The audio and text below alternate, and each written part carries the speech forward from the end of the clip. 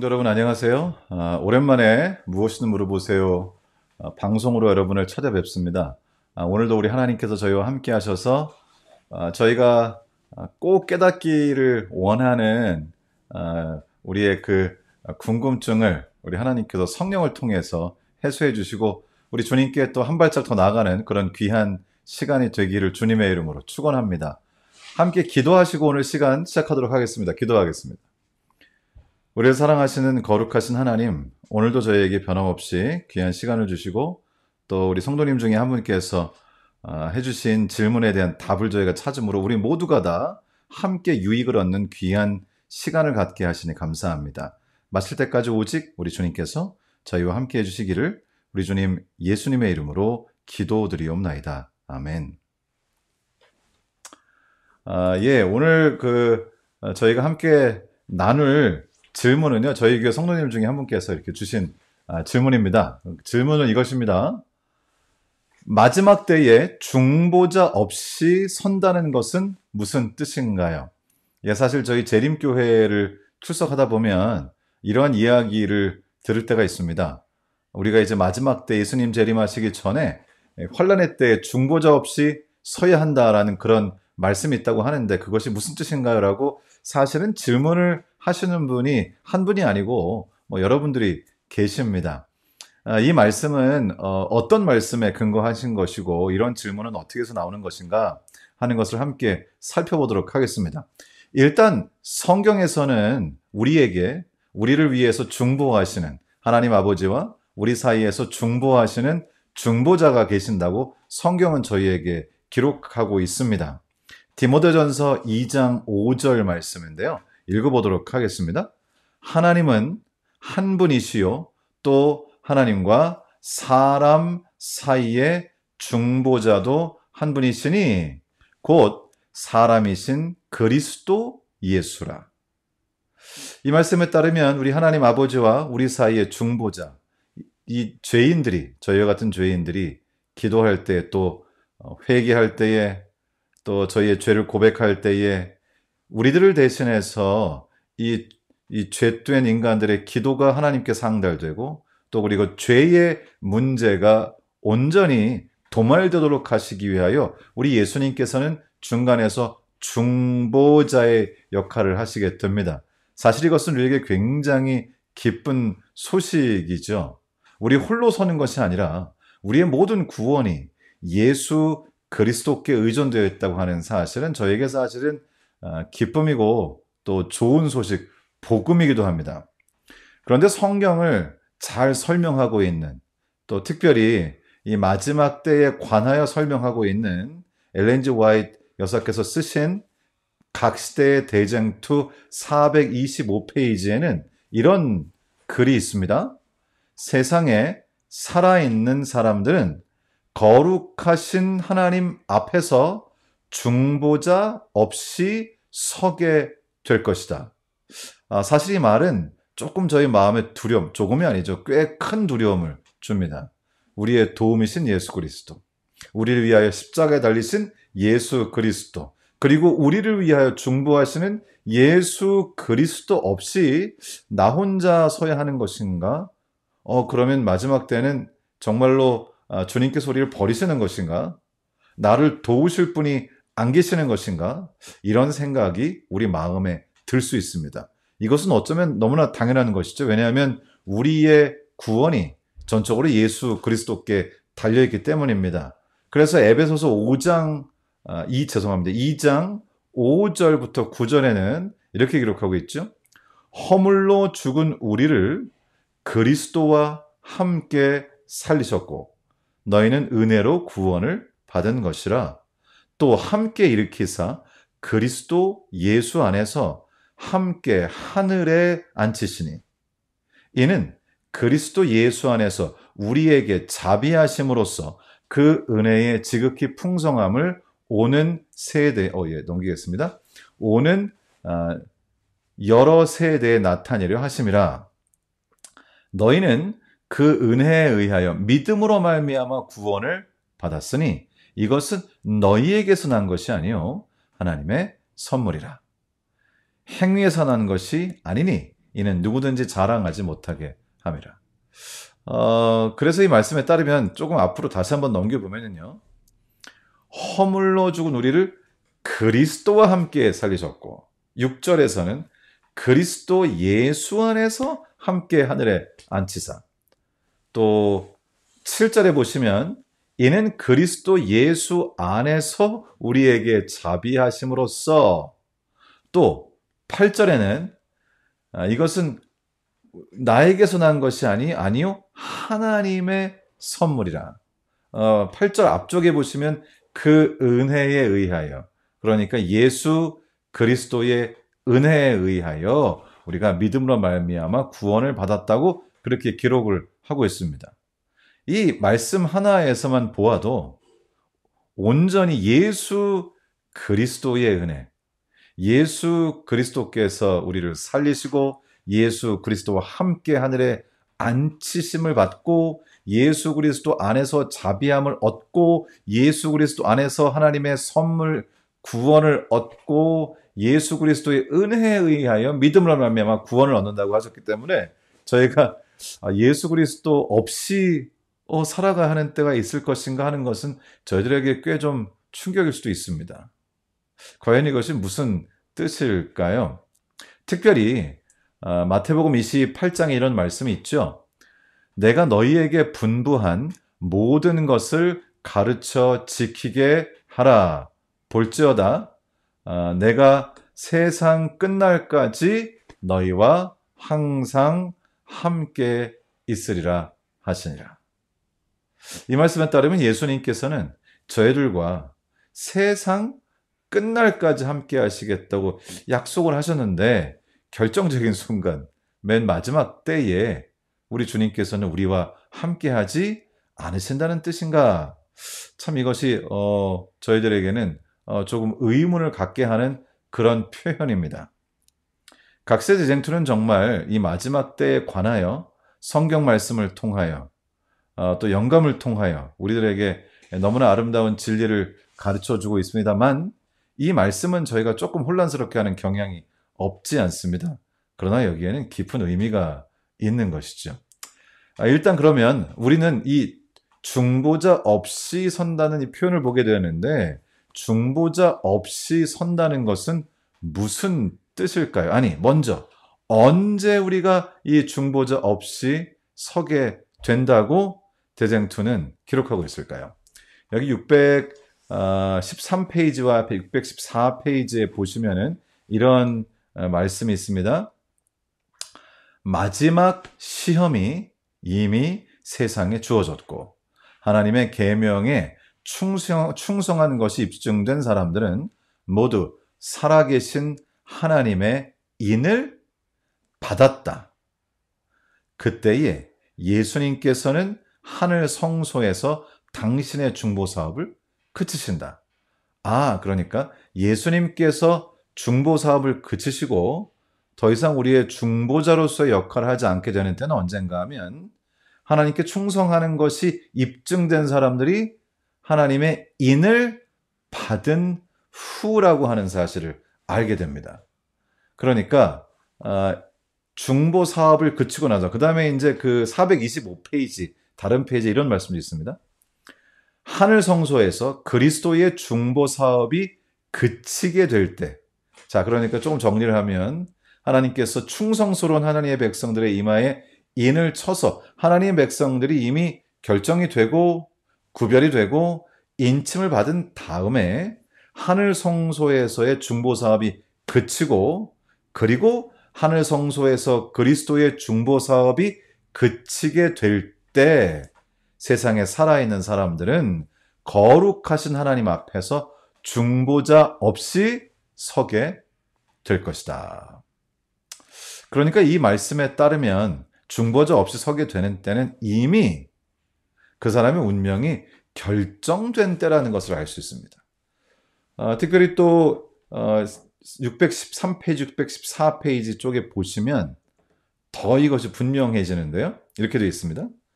그분께서 불의를 하는 자는 그대로 불의하고 더러운 자는 그대로 더럽고 의로운 자는 그대로 의를 행하고 거룩한 자는 그대로 거룩하게 되라고 엄숙히 선언하시자 온 하늘의 천사들은 그들의 면류관을 벗는다.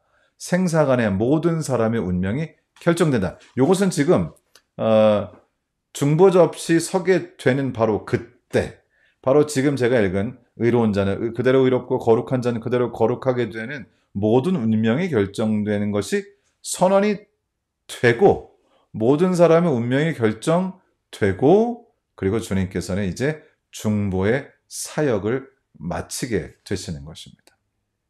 자, 그러니까 예수님께서 중보 사역을 마치시고 더 이상 사람을 위하여 중보하지 않게 되는 시점은 언제인가 보니까 이미 사람들의 운명이 결정된 다음이라는 얘기네요.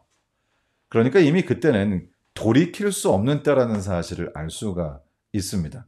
그러면 이렇게 될 때, 이때에 악인들에게는 어떤 일이 벌어지는가? 우리 예수님께서 더 이상 중보를 하지 않으시게 되는 때에 악인들에게는 어떤 일이 벌어지는가? 각시대 대쟁투 614페이지인데요. 이 614페이지의 내용을 이게 좀 길기 때문에 제가 좀 간단하게 정리를 몇 가지로 해봤습니다. 일단 예수님께서 중보 사업을 마치시면 사람의 운명이 결정되고 중보 사업을 마치고 더 이상 중보자로서의 역할을 하지 않게 되는 그때가 되면 어떤 일이 벌어지는가? 세상에 이 대쟁투 614페이지에 보면요.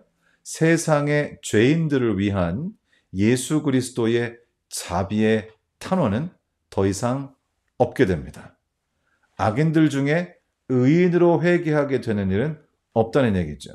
그러다 보니까 사단이 마침내 회개하지 않은 자들을 완전히 지배하게 됩니다. 그리고 성령님은 악인들에게서부터 거두어집니다. 악인들에게서부터요.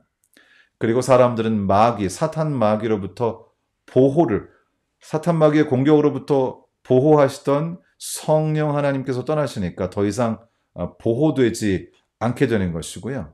인간의 이 악한 감정을 누르고 있던 천사들은 이제 그 손을 놓게 되고요.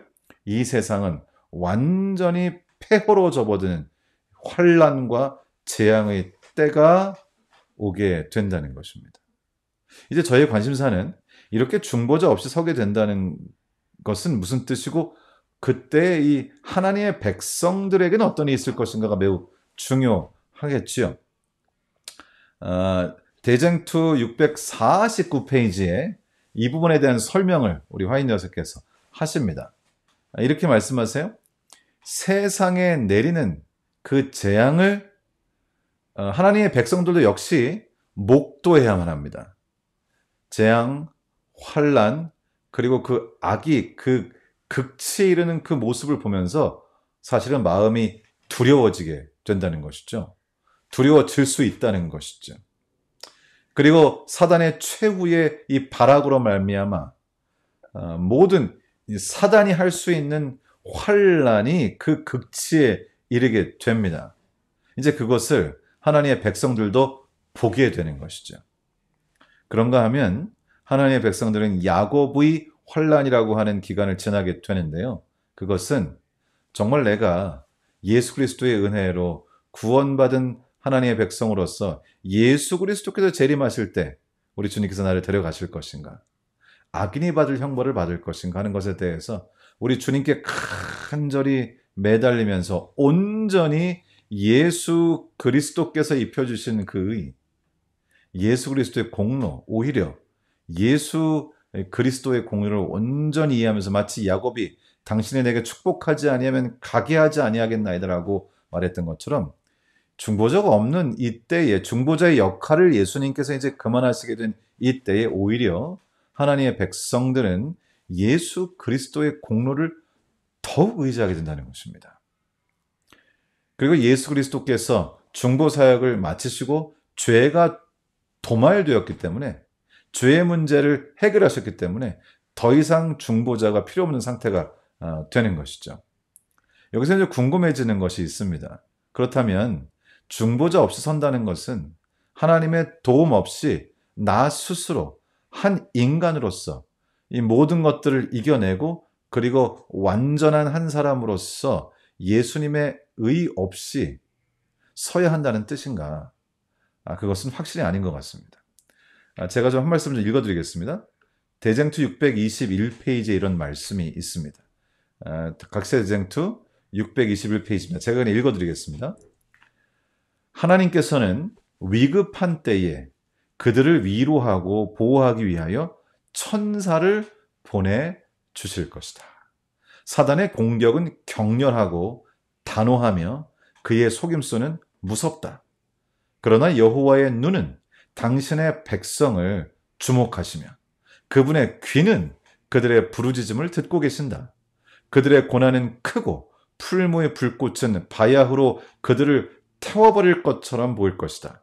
연단하시는 하나님께서는 그들을 불로 단련한 정금같이 나오게 하실 것이다. 하나님께서 가장 큰 시련의 기간에 당신의 자녀들에게 베푸시는 사랑은 그들이 가장 순조롭고 번영하던 때에 주신 것과 똑같이 강하고 부드럽다.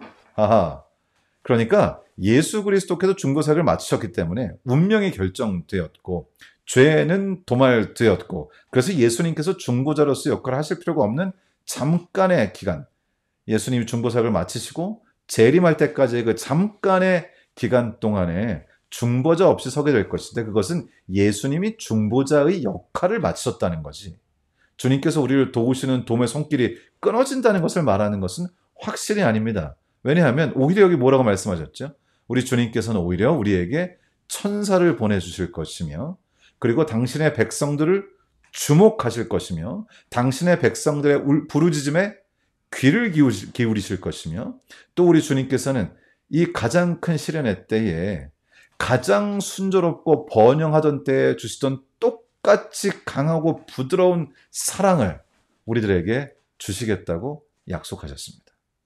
그러니까 우리 주님께서 우리와 함께하지 않는 것이 아니고 예수님의 중보자로서의 기능이, 그 기능이 이제 맞춰지고 예수님 재림하실 때까지 그것을 오셔서 이제 정말 가시적으로 우리를 데려가시는 것을 통하여 완성하시기까지 잠깐 동안의 기간이 있겠다는 말씀이고요.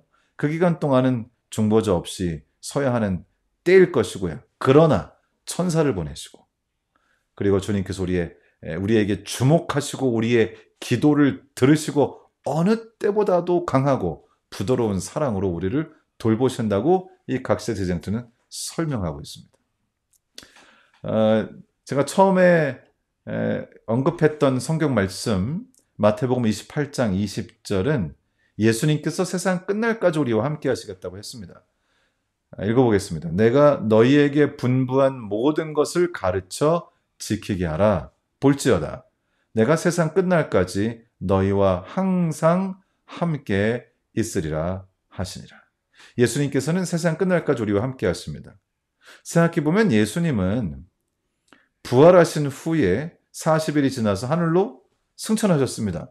그리고는 육신적으로 우리들과 함께하지 않으셨습니다. 그러나 예수님께서는 보혜사 성령을 보내셔서 내가 가고 보혜사 성령을 보내는 것이 유익하다고 말씀하시면서, 또 사도 바울을 통하여 로마서 8장 9절에 만일 너희 속에, 읽어볼까요? 만일 너희 속에 하나님의 영이 거하시면 너희가 육신에 있지 아니하고 영에 있나니 누구든지 그리스도의 영이 없으면 그리스도의 사람이 아니니라. 그러니까 하나님의 영이 거하시면, 그리고 뒤에 그리스도의 영이 없으면 그리스도의 사람이 아니라고 해서 하나님의 영이 그리스도의 영과 동일하다는 사실을 말씀을 해 주셨습니다. 하나님의 영은, 즉 성령은 그리스도의 영이라고도 불립니다. 왜냐하면 삼위일체에 의하여 하나님 아버지와 우리 성자 예수님과 성령 하나님은 따로 존재하시긴 하지만은 목적과 생각과 모든 것을 공유하시기 때문에 또 한 분이라고도 말하죠. 우리 예수 그리스도께서는 우리와 이 세상 끝날까지 함께 하십니다. 어떻게 해요? 성령, 즉 그리스도의 영을 통하여 우리와 세상 끝날까지 함께 하시는 것이죠. 예수님의 중보 사역이 마친다고 해서 성령 하나님의 역사가 없어지는 것은 아닙니다. 아까 저희가 읽었던 말씀처럼 성령 하나님께서 중보사역이 마치면, 예수님의 중보사역이 마치면 성령 하나님께서 악인들을 떠난다고 기록이 되어 있습니다. 그러니까 의인들, 하나님의 백성들은 떠나지 않으시는 것이죠. 그런 차원에서 예수님의 중보사역이 마쳐지지만 예수님은 그리스도의 영이신 성령을 통하여 여전히 우리와 함께 하신다는 것입니다. 그러니까 예수님께서 약속하신 그 약속을 지키시는 것이죠. 세상 끝날까지 너희와 항상 함께 있으리라. 사실 생각해 보니까요, 이렇게 모든 운명이 결정되고 중보사역이 끝난 이후에 물론 환난을 거쳐야 하지만은 하나님께서 우리와 함께 하시고 천사를 보내주시고 우리 예수님께서는 성령을 통하여 우리와 함께 하실 것이고요. 중보의 이제 기능, 중보 사역은 이제 맞춰지겠지만은 주님의 보호하심은 여전히 있을 것입니다. 물론 그때에 중보사역이 마치고 우리 마음속에 예수님의 재림하시기까지 그 기간 동안 우리는 이 내면적으로 주님을 꼭 붙잡으면서 환난을 견디는 이 야곱의 환난의 시기를 거치게 될 것입니다. 사실은 어떻게 보면, 제 개인적으로 생각해 보면요, 중보사역이 마치고 중보자 없이 선다고 하는 그 기간은 이미 운명이 결정된 거기 때문에 사실 그때보다는 바로 그 직전까지 우리가 어떻게 사느냐가 더 중요한 것이 아닌가 하는 생각을 해보게 됩니다. 그래서 이 중보사역이 맞춰진다고 하는 것에 대한 말씀을 주시면서 대쟁투 425페이지는요, 이렇게 기록하고 있습니다. 그들의 옷은 흠이 없어야 하고 그들의 품성은 핏부림을 통하여 죄에서 깨끗해졌어야 한다. 그들은 하나님의 은혜와 그들 자신의 꾸준한 노력으로 말미암아 악과 투쟁의 승리자가 되어야 한다. 하늘에서 조사 심판이 진행되고 있는 동안, 회개한 신자들의 죄가 성소에서 도말되고 있는 동안, 세상에 있는 하나님의 백성들 사이에는 정결케 하고 죄를 버리는 특별한 일이 이루어져야 한다. 그러니까 어쩌면 우리는요, 중보 사역이 마치고 중보자 없이 서게 되는 그때에 초점을 맞출 것이 아니라 중보 사역에 맞춰지기 전에, 운명이 결정되기 전에 우리가 어떻게 살아야 하는가에 관해서 깊이 생각하고 또 그렇게 살아야 할 것입니다. 여기 있는 말씀처럼 옷이 흠이 없어야 하고 품성은 핏분을 통하여 죄에서 깨끗해졌어야 했다. 이것은 과거예요. 그러니까 예수님의 중보사역이 마치고 중보자 없이 서게 되는 때가 시작되는 그때 이전에 이미 그들이 그리스도의 보혈의 피를 뿌리는 것을 통하여 깨끗해져야 된다는 것입니다. 내가 내 노력으로 완벽해져서 구원을 받는 것이 아니고요. 우리는 예수 그리스도의 십자가의 피로 구원받은 하나님의 백성들로서 매일매일의 삶에서 우리의 죄를, 또 우리의 품성을 예수 그리스도의 보혈의 피에 빨아서 그리스도를 닮아가는 그러한 매일의 삶이 이어져야 된다는 것이죠. 혹시 오늘 우리가 실수했다면 그 실수를 하나님께 드리고 회개하고 그리고 용서를 경험하고 그리스도의 보혈의 피에 깨끗하게 되는 그러한 일들이 우리의 매일의 삶 속에 있어야 된다는 말씀이시죠. 그래서 이렇게 중간에 말씀하시죠. 하늘에서 조사 심판이 진행되고 있는 동안, 회개한 신자들의 죄가 성소에서 도말되고 있는 동안, 세상에 있는 하나님의 백성들 사이에는 정결케 하고 죄를 버리는 특별한 일이 이루어져야 한다. 우리가 예수 그리스도의 보혈의 피로 그분의 죽으심을 통하여 구원을 얻은 백성들이라면 그분을 죽게 한 그 죄를 미워하게 되고요. 예수 그리스도의 삶을 닮아가고 싶어지는 욕구가 생깁니다. 그래서 그분의 보혈의 피에 나의 모든 삶을, 품성을 자꾸 빨게 되고요. 나 자신을 정결케 하고 싶어진다는 것입니다. 이것은 구원을 얻기 위한 노력이 아니라 구원 얻은 백성들이 그 마음 가운데 갖게 되는 너무나 자연스러운 욕구라는 것입니다.